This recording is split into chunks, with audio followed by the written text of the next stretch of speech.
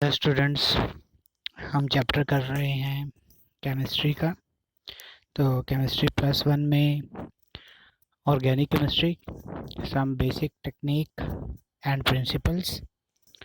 सो students, अब हमने topic करना है homolytic fission and heterolytic fission.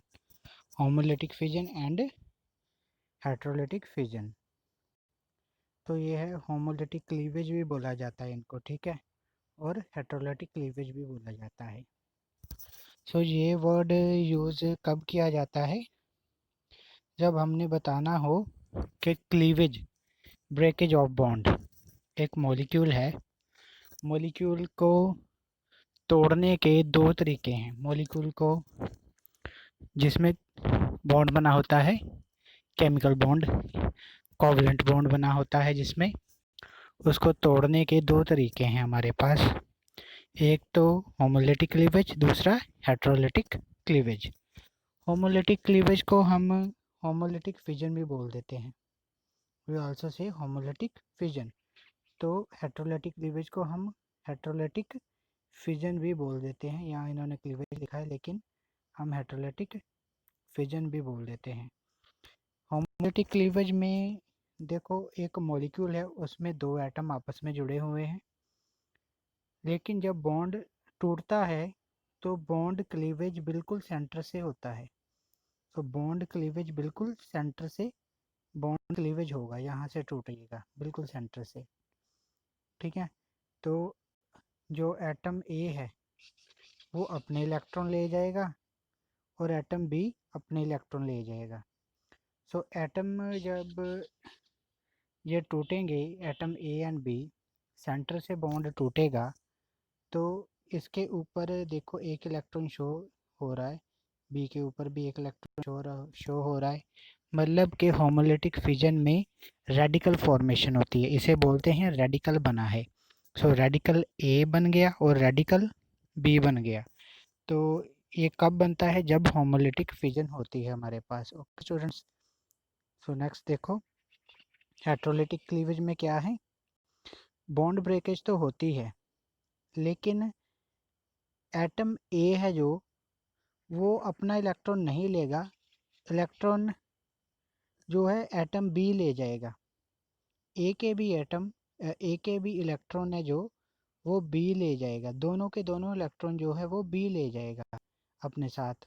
सो जब बी ले गया दोनों के दोनों इलेक्ट्रॉन, जो कि बॉन्ड बना था कोवलेंट बॉन्ड, तो ए के पास अब इलेक्ट्रॉन एक कम हो गया, क्योंकि वो वाला इलेक्ट्रॉन जिसमें बॉन्ड बना था वो ले गया बी। तो बी खुद क्या हो गया? बी नेगेटिव बन गया, अनायन बन गया, और ए क्या हो गया? इलेक्ट्रॉन डेफिशिएंट हो गया, और ए पॉजिटिव बन गया। ठीक है स्टूडेंट्स, तो ये था homolytic and heterolytic fission. Okay students, तो नेक्स्ट मैं आपको दिखाता हूँ ये होमोलिटिक एंड हेट्रोलिटिक फिजन एक और तरीके से बताया जाता है। इसे इक्वल एंड अनइक्वल स्प्लिटिंग भी बोला जाता है, equal and unequal splitting. So homolytic fission को हम इक्वल स्प्लिटिंग बोलते हैं और हेट्रोलिटिक फिजन को अनइक्वल स्प्लिटिंग बोलते हैं, ठीक है। इक्वल स्प्लिटिंग में क्या होता है? ये देखो, x अपना इलेक्ट्रॉन ले गया और y अपना इलेक्ट्रॉन ले जाएगा, ठीक है। तो x के पास एक इलेक्ट्रॉन है, मतलब कि x रेडिकल बना और y रेडिकल बन गया हमारे पास। ओके स्टूडेंट्स, तो हेट्रोलिटिक फिजन जो कि अनइक्वल स्प्लिटिंग है, स्प्लिटिंग का मतलब होता है टूटना, तब आयंस बनते हैं, ठीक है। इक्वल स्प्लिटिंग में क्या बने था? रेडिकल्स बने थे, ठीक है। होमोलाइसिस भी बोलते हैं इसे। तो इसमें अनइक्वल स्प्लिटिंग में आयंस बनेंगे, ओके, तो इसे हेट्रोलाइसिस भी बोल देते हैं। ओके स्टूडेंट्स, तो ये दो तरीके से हो सकता है, जहाँ तो x अपने साथ दोनों के दोनों इलेक्ट्रॉन ले जाए तो x नेगेटिव हो जाएगा, ठीक है। अगर y दोनों के दोनों अपने इलेक्ट्रॉन ले जाए, y दोनों के दोनों इलेक्ट्रॉन ले जाए तो y नेगेटिव हो जाएगा। सो एक नेगेटिव स्पीसीज बनेगी और एक पॉजिटिव स्पीसीज बनेगी। तो इसमें भी एक नेगेटिव स्पीसीज बनेगी और एक पॉजिटिव स्पीसीज बनेगी। सो जो अपने साथ दोनों के दोनों इलेक्ट्रॉन ले जाएगा वो स्पीसीज हमारे पास अनायन बनेगी, और दूसरी वाली जो कोई भी इलेक्ट्रॉन अपने साथ नहीं लेके गया वो कटायन होगी इन अनइक्वल स्प्लिटिंग या हेट्रोलिटिक स्प्लिटिंग में। ओके स्टूडेंट्स, सो नेक्स्ट हमारे पास है difference between the nucleophile and electrophile. Difference between nucleophile and electrophile. So nucleophile में देखो, न्यूक्लियोफाइल वो वाले स्पीसीज होती हैं जिनके ऊपर नेगेटिव चार्ज प्रेजेंट होता है, which having the negative charge. जिनके ऊपर नेगेटिव चार्ज प्रेजेंट होगा तो उन स्पीसीज को, उन मॉलिक्यूल्स को और उन कटायन अनायन को, वो अनायन होते हैं हमारे पास, ठीक है। तो अनायन वो देखो जहाँ, तो उनके पास फॉर एग्जांपल Cl नेगेटिव भी हो सकता है हमारे पास, तो Cl नेगेटिव भी हो सकता है, Br नेगेटिव भी हो सकता है। ये भी हमारे पास न्यूक्लियोफाइल की फॉर्म्स है। ओके स्टूडेंट्स, तो क्योंकि इनके ऊपर भी इलेक्ट्रॉन्स प्रेजेंट हैं तो ये भी नेगेटिव चार्ज स्पीसीज थी। और कौन सी हो सकती हैं, जिनके पास लोन पेयर ऑफ इलेक्ट्रॉन हो। यहाँ देखो, यहाँ ऑक्सीजन के पास 3 लोन पेयर ऑफ इलेक्ट्रॉन है, जहाँ नाइट्रोजन के ऊपर 1 लोन पेयर ऑफ इलेक्ट्रॉन है। सो वो स्पीसीज जिनके ऊपर लोन पेयर ऑफ इलेक्ट्रॉन हो वो भी न्यूक्लियोफाइल की तरह एक्ट करते हैं, क्योंकि वो इलेक्ट्रॉन डोनेट कर सकते हैं। ओके, तो किसको डोनेट करेंगे, जिसके पास इलेक्ट्रॉन डेफिशिएंट होंगे उनको डोनेट कर सकते हैं। ओके स्टूडेंट्स, सो नेक्स्ट देखो, इलेक्ट्रोफाइल कौन से होते हैं, these are called electron loving. Electron loving से ही आपको पता चल गया होगा, they having the positive charge. उनके ऊपर कौन सा होता है, पॉजिटिव चार्ज होता है। तो पॉजिटिव चार्ज होने का मतलब है कि they are electron deficient species, electron deficient species होती हैं। तो ये देखो, ये यहाँ ये पोलराइजेशन भी हो सकती है। पोलराइजेशन का मतलब है कि उनमें पाई बॉन्ड भी प्रेजेंट है। जैसे यहाँ मैं दिखा रहा हूँ कि कार्बन एंड ऑक्सीजन के बीच डबल बॉन्ड है, और डबल बॉन्ड हो तो एक बॉन्ड तो सिग्मा होगा और दूसरा, और बाकी जितने भी बॉन्ड होते हैं वो पाई होते हैं, ठीक है। तो जब ये बॉन्ड टूटेगा तो ऑक्सीजन अपनी तरफ इलेक्ट्रॉन खींच लेगा। जब ऑक्सीजन अपनी तरफ इलेक्ट्रॉन खींच ले तो कार्बन के ऊपर पॉजिटिव चार्ज आ जाएगा, कार्बन के ऊपर पॉजिटिव चार्ज आ जाएगा। ओके स्टूडेंट्स, सो ये भी इलेक्ट्रोफाइल की ही एक नेचर है, एक टाइप है। ओके, तो इलेक्ट्रोफाइल देखो कौन कौन से हो सकते हैं हमारे पास, molecules with living group. Molecules कैसे क्रिएट होते हैं, जो लिविंग ग्रुप कौन से है, Cl, यहाँ Br, I, तो ये क्या है, लिविंग ग्रुप है। ये जब टूट जाएंगे, निकल जाएंगे यहाँ से, तो R जो है वो हमारे पास जो जितने भी R लगे हैं तो वो R पॉजिटिव हो जाएंगे। R पॉजिटिव, R पॉजिटिव का मतलब है कि वो क्या बन जाएंगे, इलेक्ट्रोफाइल बन जाएंगे। ओके, तो लिविंग ग्रुप उनमें से जब हट जाएगा, इलेक्ट्रॉन ले जाएगा अपने साथ। तो न्यूक्लियोफाइल में देखो, तो उनमें देखो नेगेटिव चार्ज होंगे, ऑफ कोर्स नेगेटिव चार्ज होगा उनमें जो न्यूक्लियोफाइल होंगे। जहाँ फिर वो वाले मॉलिक्यूल होंगे जिनके ऊपर lone pair of electron, nitrogen है, नाइट्रोजन के ऊपर लोन पेयर ऑफ इलेक्ट्रॉन होता है, फॉस्फोरस के ऊपर lone pair of electron present है, सल्फर के ऊपर ऑक्सीजन की तरह लोन पेयर ऑफ इलेक्ट्रॉन है, 2 लोन पेयर ऑफ इलेक्ट्रॉन होते हैं सल्फर के ऊपर भी, क्योंकि ये ऑक्सीजन फैमिली को बिलोंग करता है। ओके स्टूडेंट्स, सो ये था difference between nucleophile and electrophile.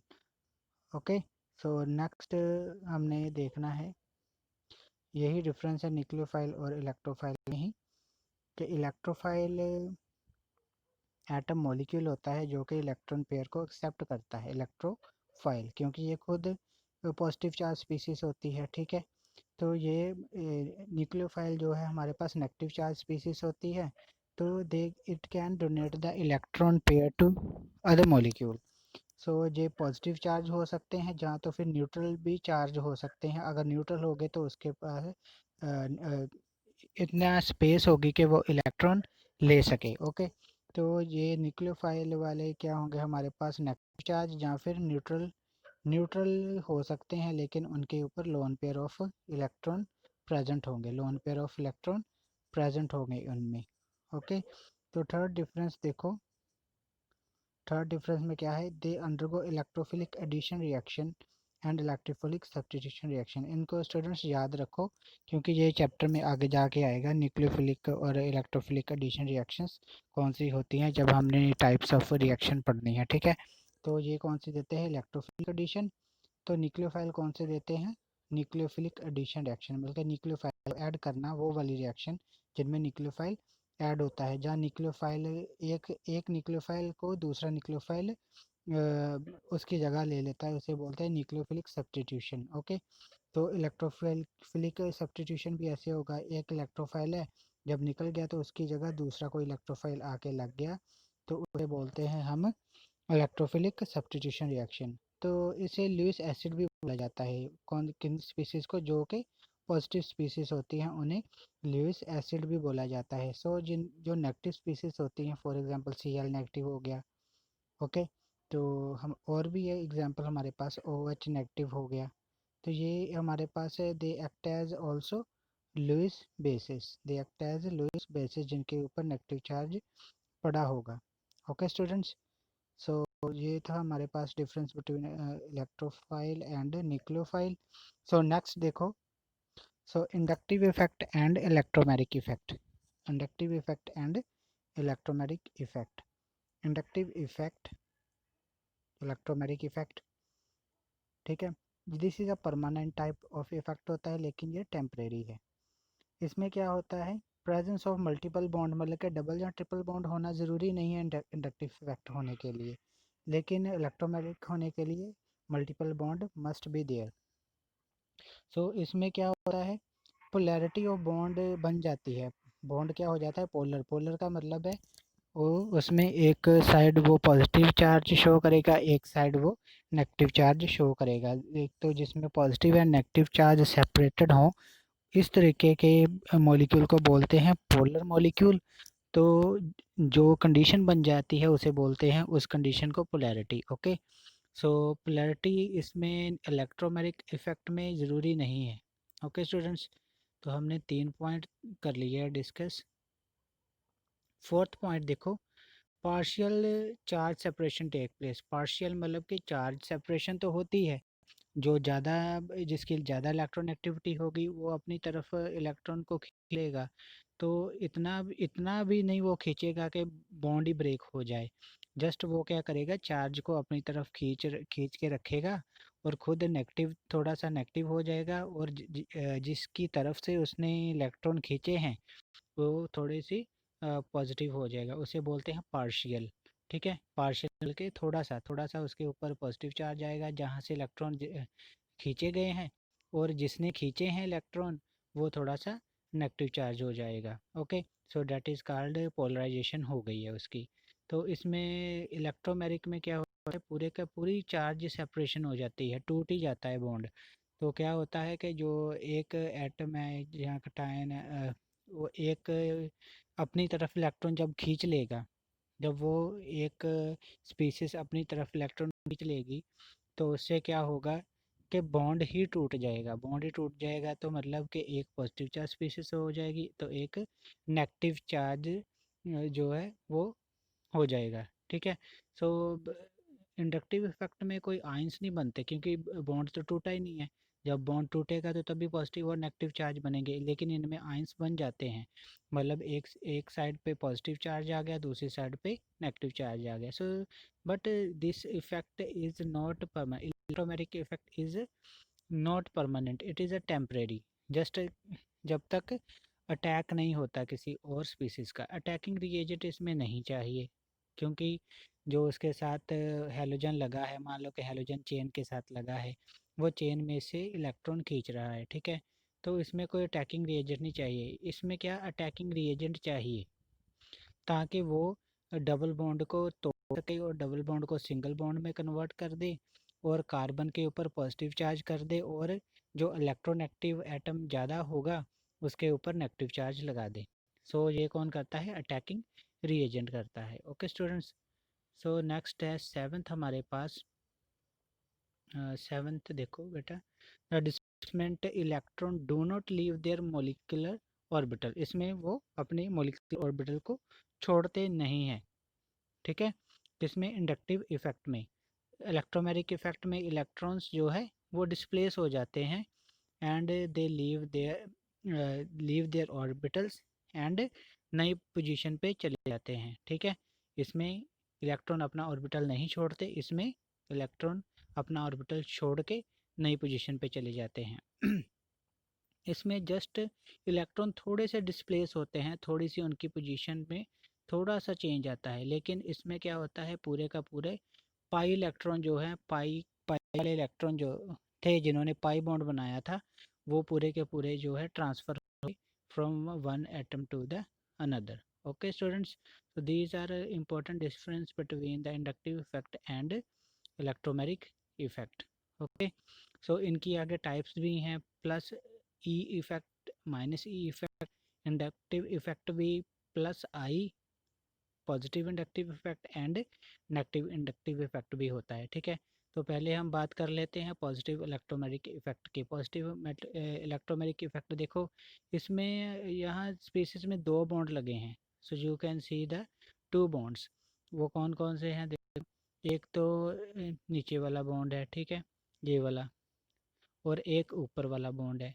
तो मान लो कि ऊपर वाला बॉन्ड है जो हमारे पास, वो कौन सा है, वो हमारे पास पाई बॉन्ड है। ऊपर वाला बॉन्ड क्या है, पाई बॉन्ड।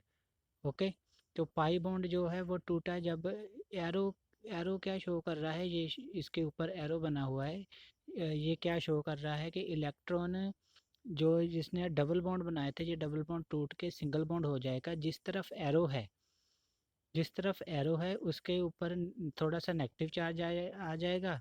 ठीक है, तो क्योंकि यहाँ से इलेक्ट्रॉन डिस्प्लेस होकर इधर चले गए इस कार्बन के ऊपर, तो दूसरी वाली कार्बन जो है वो पॉजिटिव हो जाएगी, तो ये वाली कार्बन क्या है, नेगेटिव हो जाएगी। तो जो नेगेटिव कार्बन होगी उसके साथ आके हाइड्रोजन अटैच हो जाएगा, इसलिए हाइड्रोजन है जो ये वाली कार्बन के साथ अटैच हुआ है, जहाँ जिसके ऊपर नेगेटिव चार्ज है। So this type of electromeric effect is called positive electromeric effect, मतलब कि हाइड्रोजन उसके साथ लगा है जिसके ऊपर नेगेटिव चार्ज आया है। ठीक है, अब नेक्स्ट की बात कर लें साइनाइड आयन। यहाँ साइनाइड आयन कि इसके साथ नहीं आके लगेगा क्योंकि इसके ऊपर ऑलरेडी नेगेटिव चार्ज है। सो ये भी साइनाइड आयन भी नेगेटिव है, तो ये इसलिए इसके इस कार्बन के साथ नहीं लगेगा जिसके ऊपर नेगेटिव चार्ज आएगा।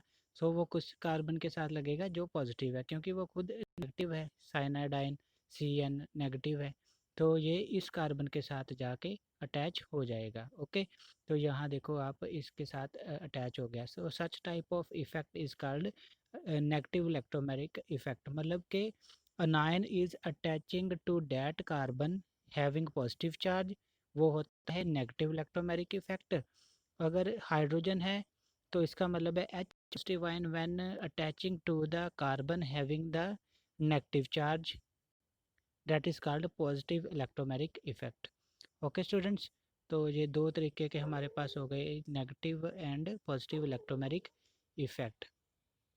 सो इसके आगे हमने बेटा करना है, हमारे पास यही है प्लस ई और माइनस ई इफेक्ट। यहाँ भी देखो डबल बॉन्ड टूटा, और डबल बॉन्ड जो मतलब कि पाई इलेक्ट्रॉन, जहाँ डबल बॉन्ड जो ऊपर वाला बॉन्ड है वो पाई है, पाई इलेक्ट्रॉन है। पाई इलेक्ट्रॉन किसके ऊपर अटैक कर रहे हैं, हाइड्रोजन के ऊपर, H पॉजिटिव के ऊपर जब अटैक करेंगे तो ये वाला H पॉजिटिव है वो इस वाली कार्बन के साथ लग जाएगा। तो यहाँ कितने हो गए, ऑलरेडी CH2 थे, तो यहाँ CH3 हो गए, तो दूसरी वाली कार्बन के ऊपर पॉजिटिव चार्ज आ जाएगा। ओके, अब उसकी वैलेंसी, क्योंकि कार्बन के साथ 2 हाइड्रोजन लगे हैं, तो एक तीसरा बॉन्ड इसने इधर वाली कार्बन के साथ बनाया है, और इसके पास वेकेंट स्पीसीज बच गई है। अब माइनस आई देखो, साइनाइड आयन अटैक कर रहा है, लेकिन किस किस कार्बन के ऊपर, इस वाले कार्बन के ऊपर, क्योंकि जो इलेक्ट्रॉन है वो ज़्यादा इलेक्ट्रोनेगेटिव एटम की तरफ मूव कर गए हैं, ऑक्सीजन की तरफ मूव कर गए हैं, और ये वाली कार्बन है जो वो इलेक्ट्रॉन डेफिशिएंट हो गई है, इलेक्ट्रॉन डेफिशिएंट हो गई है, मतलब पॉजिटिव चार्ज कैरी करेगी। सो साइनाइड आयन उसके साथ अटैच हो गया जो कि पॉजिटिव चार्ज कैरी करेगी, इसलिए साइनाइड उस कार्बन के साथ लग गया, और ऑक्सीजन के ऊपर नेगेटिव चार्ज ही है ऑलरेडी, क्योंकि वहाँ से इलेक्ट्रॉन निकल के डबल बॉन्ड वाले इलेक्ट्रॉन, एक बॉन्ड टूट के इलेक्ट्रॉन नेगेटिव चार्ज हो गया, वो ऑक्सीजन के पास चला गया। सो कार्बन था वो जो जिसके साथ ऑक्सीजन लगा था वो खुद पॉजिटिव हो गया, तो पॉजिटिव के साथ साइनाइड नेगेटिव होता है, तो पॉजिटिव नेगेटिव की इंटरेक्शन हो गई। ओके, तो उसके साथ उसने बॉन्ड बना लिया। So such type of effect is called negative E effect, negative electromagnetic effect. Okay students, so बेटा नेक्स्ट देखो हमारे पास इंडक्टिव इफेक्ट क्या होता है। सो इंडक्टिव इफेक्ट ये मान लो कि एक्स लगा हुआ है चेन के एक साइड पे, ये पूरी की पूरी चेन है, ठीक है। ये कार्बन नंबर 1, ये कार्बन नंबर 2, ये कार्बन नंबर 3, ये कार्बन नंबर 4, इसमें 4 कार्बन है। तो देखो ये पोलराइजेशन कर रहा है। पोलराइजेशन का मतलब है कि जो एक्स है अपनी तरफ इलेक्ट्रॉन खींच रहा है। एक्स एक्स क्या है, हैलोजन। तो हैलोजन की ज़्यादा इलेक्ट्रॉन एक्टिविटी होती है, इसलिए वो अपनी तरफ इलेक्ट्रॉन को खींच रहा है। तो साथ वाली कार्बन है जिसके साथ एक्स अटैच है, मतलब कार्बन नंबर 1, उसके ऊपर पार्शियल जो डेल्टा बना है, इसका मतलब पार्शियल थोड़ा सा पॉजिटिव चार्ज आ जाएगा। तो उससे थोड़ा जैसे जैसे एक्स से दूर जाते जाएंगे, मतलब कार्बन नंबर 2 जो एक्स से ज़्यादा दूर है, कार्बन नंबर 3 उससे भी ज़्यादा दूर है, कार्बन नंबर 4 उससे भी ज़्यादा दूर है, मतलब कि डेल्टा डेल्टा बढ़ते जा रहे हैं। डेल्टा बढ़ने का मतलब है कि उसके ऊपर पोलराइजेशन उनकी कम होगी। तो सबसे ज़्यादा पोलराइजेशन उनकी होगी जहाँ डेल्टा प्लस है, ठीक है। जितने डेल्टा बढ़ते जाएंगे वो कम पोलर हैं। ओके, सो नेक्स्ट स्टूडेंट्स, तो ये हमारे पास हो गया एक, इसे बोलते हैं नेगेटिव आई इफेक्ट। दो तरीके के इंडक्टिव इफेक्ट होते हैं, माइनस आई। तो ये कौन सा था हमारे पास, माइनस आई। पोलराइजेशन हो गई इसमें। देखो सिग्मा बॉन्ड जो है इसमें कोई पाई बॉन्ड नहीं है, क्योंकि सभी सिंगल बॉन्ड है। जब सिंगल बॉन्ड हो तो वो सिग्मा बॉन्ड ही होते हैं। अगर डबल बॉन्ड हो तो उसमें एक सिग्मा और एक पाई। अगर ट्रिपल बॉन्ड हो तो एक सिग्मा और दो पाई। मतलब कि जब बॉन्ड बनेगा तो अगर सिंगल होगा तो वो एक सिग्मा ही होगा, अगर दो होंगे तो एक सिग्मा, बाकी सारे पाई ही होंगे। ओके, तो ये हमारे पास इस तरीके से पोलराइजेशन होगी। पोलराइजेशन मतलब कि एक्स ने जो नेगेटिव चार्ज कैरी किया हुआ है और साथ वाली कार्बन ने पॉजिटिव चार्ज कैरी किया हुआ है। So this condition is called polarization, ठीक है। तो this polarization is taking place through the little movement of sigma electron from carbon number 1 to the x। Okay, x ने अपनी तरफ खींच लिए हैं। ओके स्टूडेंट्स, सो ये था हमारा माइनस आई इफेक्ट। जबकि this is called E electron withdrawing group, E W G मतलब कि इलेक्ट्रॉन विड्राइंग ग्रुप। एक्स क्या है, इलेक्ट्रॉन विड्रा कर रहा है, ले रहा है कहाँ से, फ्रॉम द कार्बन चेन। ये पूरी की पूरी कार्बन चेन है, इस कार्बन चेन से इलेक्ट्रॉन जो है एक्स ले रहा है। So such type of effect is called minus I, minus inductive effect. Okay students, so next देखो। सो नेक्स्ट हमने करना है difference between type of inductive effect. तो कौन कौन से आ गए ये तो मैंने पहले बता दिया। एक्स लगा होगा तो एक्स जो क्या करेगा, वो अपनी तरफ इलेक्ट्रॉन को खींचेगा, तो हमारे पास माइनस आई इफेक्ट होगा। तो ठीक है, अगर वाई ग्रुप है जो कि इलेक्ट्रॉन डोनेट कर रहा है, Y group is donating electron to the chain, ये सारी की सारी चेन है, या कार्बन नंबर 1 2 3, तो ये वाली तीन कार्बन वाली चेन को इलेक्ट्रॉन दे रहा है, ठीक है। तो इसका मतलब है कि वाई के पास ज़्यादा इलेक्ट्रॉन हो गए, तभी वो इलेक्ट्रॉन जो है चेन की तरफ दे रहा है। तो वो खुद पॉजिटिव हो जाएगा और चेन को क्या करेगा, वो नेगेटिव बना देगा। चेन को क्या करेगा, नेगेटिव बना देगा। ये होगा प्लस आई इफेक्ट, मतलब कि प्लस इंडक्टिव इफेक्ट। दूसरी तरफ क्या था, ये खुद नेगेटिव हो गया था क्योंकि चेन से इलेक्ट्रॉन ले रहा था। ओके, तो इलेक्ट्रॉन चेन को इसने इलेक्ट्रॉन डेफिशिएंट कर दिया था। लेकिन इधर क्या है, इलेक्ट्रॉन, ये वाई इलेक्ट्रॉन चेन को दे रहा है, इसलिए चेन जो है वो इलेक्ट्रॉन रिच हो गई। इलेक्ट्रॉन रिच बल्कि उसके पास ज़्यादा इलेक्ट्रॉन आ गई, और क्योंकि इसने इलेक्ट्रॉन दिए हैं वाई ने, इसलिए वो खुद पॉजिटिव चार्ज हो गई। ओके स्टूडेंट्स, तो this is a difference between plus I and minus I inductive effect. Okay students, so thank you very much.